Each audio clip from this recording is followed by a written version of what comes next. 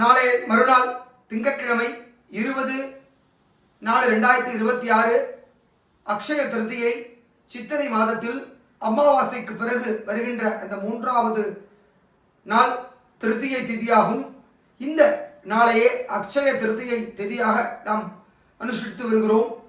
பொதுவாக இந்த அக்ஷய திருதி அன்னைக்கு பார்த்தீங்கன்னா எல்லா நகைக்கடையிலையும் வரிசை கட்டி நிற்பாங்க. அன்னைக்கு தங்கம் வாங்கினா வீட்டில் தங்கமாக சேரும் அப்படிங்கிற ஒரு நடைமுறையில் இருக்கிற ஒரு கருத்துனால எல்லாருமே தங்கத்தின் மேல் மோகத்தினால போய் அங்கே நிற்கிறாங்க. ஆனால் இன்னைக்கு தங்கம் இருக்கிற வேலையில் 1.5 லட்சம் ரூபாய் கொடுத்து ஒரு பவுன் வாங்குற அளவுக்கு பல பேர்கிட்ட இன்னைக்கு பணம் கிடையாது. அதனால தயவு செஞ்சு அன்றைய தினம் தங்கம் வாங்குவதை தவிர்த்து விட்டு முக்கியமாக நீங்கள் வாங்க வேண்டிய பொருள் 3 தான்.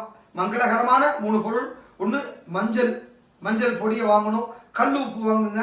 இது ரெண்டுமே மகாலட்சுமி வாசம் செய்கிற ஒரு பொருள். அதோட வெற்றிலை பாக்கு, இந்த வெற்றிலையும் மகாலட்சுமி இருக்கிற ஒரு உன்னதமான பொருள். எனவே இந்த 3 பொருளை வாங்குங்க. அன்னைக்கு பூஜை விளக்கேற்றி வச்சு இந்த வெத்தலை பாக்கு வாழைப்பழம் வச்சு நைவேத்தியம் பண்ணுங்க.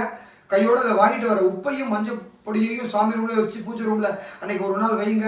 நிச்சயமா அந்த லட்சுமி கடாட்சம் இருக்கும். இந்த ஆண்டு முழுவதும் உங்களுக்கு சாப்பாட்டுக்கு குறைவு இருக்காது. அதே போல தாம்பூலத்தில் மகாலட்சுமி வாசம் செய்கிற ஒன்று. அதனால எப்போதுமே தீர்க்க சுமங்கலியோடு எல்லாருக்கும் மஞ்சள் குங்குமம் கொடுக்குற அந்த யோகியதையோடு நீங்கள் இருக்க முடியும். எனவே அக்ஷய திருதி அன்னைக்கு யாராவது ஒருத்தருக்கு தானம் பண்ணுங்க. அன்னைக்கு தானம் பண்ணுறது ரொம்ப சிறப்பான ஒன்று.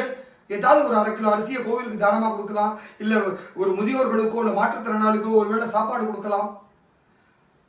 அதனால தயவு செஞ்சு தங்கம் வாங்குறதை தவிர்த்துட்டு இந்த பொருட்களை வாங்கி இந்த அக்ஷய திருதியை சிறப்பாக கொண்டாடுங்க. நன்றி.